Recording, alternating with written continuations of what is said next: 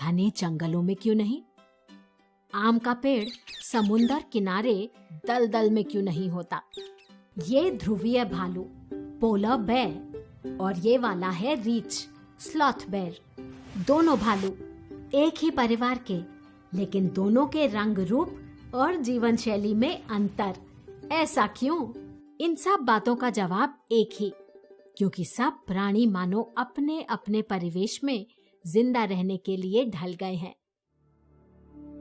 इन जीवों को अपने अपने परिवेश के साथ ढालने का काम कैसे होता है? ये काम अनुकूलन करता है। अलग अलग परिवेश, वहाँ अलग अलग तरह के जीव और उनके अलग अलग तरह के अनुकूलन। आज बात इसी की, अनुकूलन, जिसे इंग्लिश में कहते हैं अडैप्टेशन। पृथ्वी पर सारा जीवन शुरू हुआ एक ही रूप में, फिर समय के साथ बढ़ते गए विविध रूप, तरह तरह के जीव। इस विविधता का एक कारण अनुकूलन है। अनुकूलन मतलब अपने आसपास की परिस्थिति के अनुसार ढल जाना। अनुकूलन के कारण भी पृथ्वी की विविध परिस्थितियों में पाए जाते हैं विविध जीव। अनुकूलन ही जीवन को सफल बनाता है, क्योंकि अनुकूलन का एक ही लक्ष्य है, अपने परिवेश में जिंदा रहना। अनुकूलन के कारक हैं परिवेश की जलवायु, वहाँ उपलब्ध संसाधन और वहाँ रहने वाले अन्य जीव।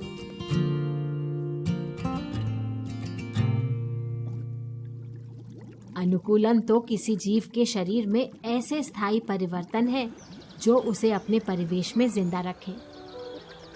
ये परिवर्तन शारीरिक हो सकते हैं, फिजिकल चेंजेस, जैसे हाथी की सूंड या ऊंट का कुबड़ या फिर कैक्टस में कांटे। लेकिन अनुकूलन केवल शारीरिक नहीं, वो व्यवहार या जीवन शैली में परिवर्तन मतलब बिहेवियरल चेंजेस भी हो सकता है। जैसे मेंढक सिर्फ बारिश के दिनों में ही दिखते हैं, बाकी समय वो जमीन के नीचे छिप जाते हैं। इसको शीत निद्रा, इंग्लिश में हाइबरनेशन कहते हैं। ध्रुवों पर सर्दियों में निष्क्रिय हो जाते हैं। पक्षियों का अपने अंडों पर बैठकर उन्हें सेना और अंडों और बच्चों को शत्रुओं से बचाने के लिए अलग अलग तरह के घोंसले बनाना भी व्यवहार का अनुकूलन है। अनुकूलन समझने के लिए कुछ और उदाहरण। रेगिस्तानी इलाकों में अनुकूलन का सबसे जाना माना उदाहरण है ऊंट। लेकिन क्या आपको पता है, रेगिस्तान में ज्यादातर जीव निशाचर होते हैं। दिन की भयंकर गर्मी में तो उनके शरीर का पानी सूख सकता है, इसलिए वो रात को सक्रिय होते हैं। तपते सूरज और तपती रेत से बचने के लिए वो बिलों में रहते हैं। बिलों का तापमान तुलना में कम होता है। रेगिस्तानी पौधे भी खूब अनुकूलित हुए हैं। वो इस तरह ढल गए हैं कि अपने अंदर ज्यादा से ज्यादा पानी जमा करके रख सके। उनके पत्ते ही कांटे बन गए हैं ताकि सतह से कम पानी खोएं।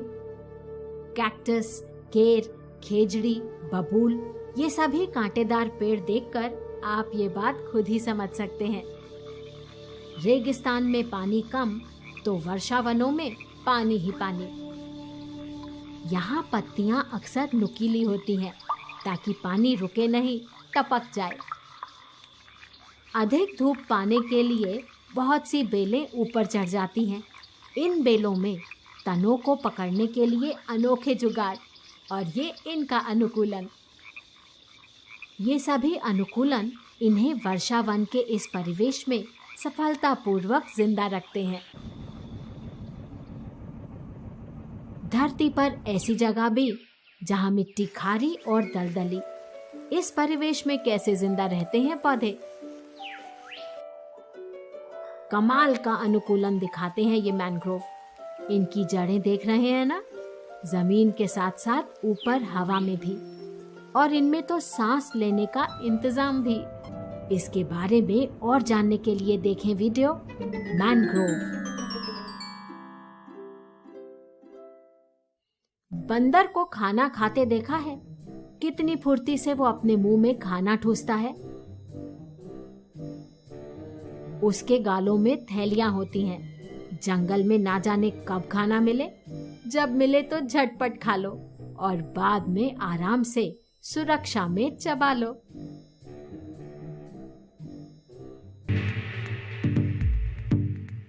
बाघ, टाइगर। उसके शरीर की धारियां छिपकर शिकार करने के लिए जरूरी अनुकूलन। ये एक तरह का छलावरण यानी कैमोफ्लेज है।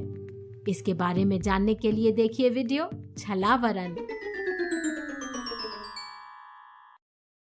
कमल के पत्ते फैले हुए और उन पर मोम जैसा पदार्थ, पानी में जीवन के लिए अनुकूलन।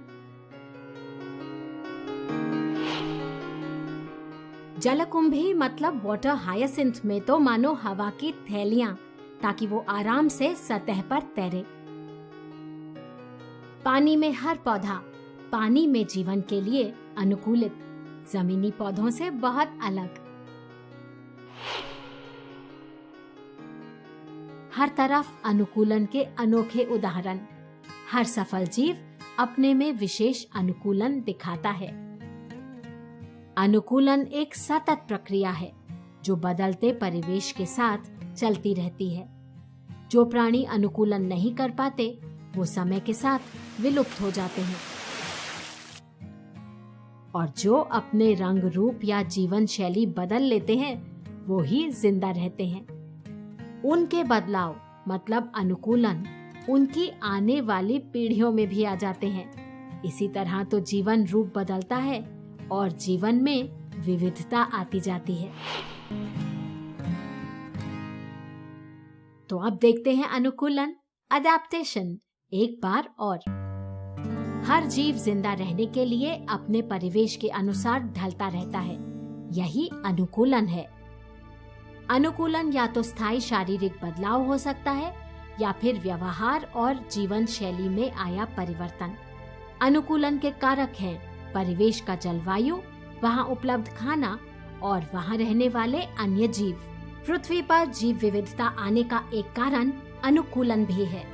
जो प्राणी अनुकूलन नहीं कर पाते वो विलुप्त हो जाते हैं। अब बूझो आज की पहेली। बूझो कि मानव के हाथ में, यूं कहो उंगलियों में, वो कौन सा अनुकूलन है जो उसकी सफलता का एक बड़ा कारण है। इस बात पर विचार करो, चर्चा करो और वीडियो भी बनाओ।